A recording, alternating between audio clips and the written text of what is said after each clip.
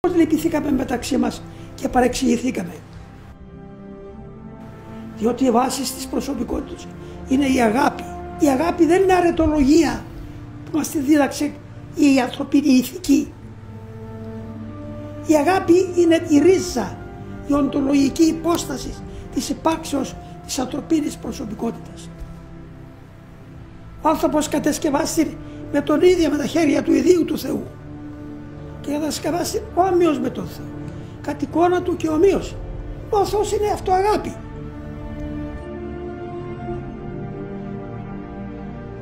Εάν η αυτό αγάπη ο Θεός έκαμε έναν ομοίωμο της, έναν αντίτυπο του προτύπου, άρα η αγάπη μέσα μας είναι φυσικό φαινόμενο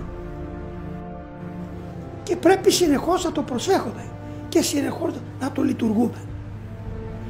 Άμα μεταξύ μας κρατούμε την αγάπη, τότε πάβει η διαφωνία και οι διαιρέσεις που συμβαίνουν μεταξύ μας.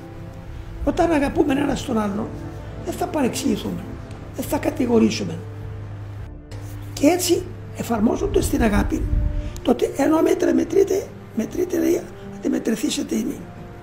Άρα εμείς αποδείξουμε την αγάπη μας πρακτικά στον συνάνθρωπό μας, τότε θα κάνει και ο Θεός το ίδιο με εμάς.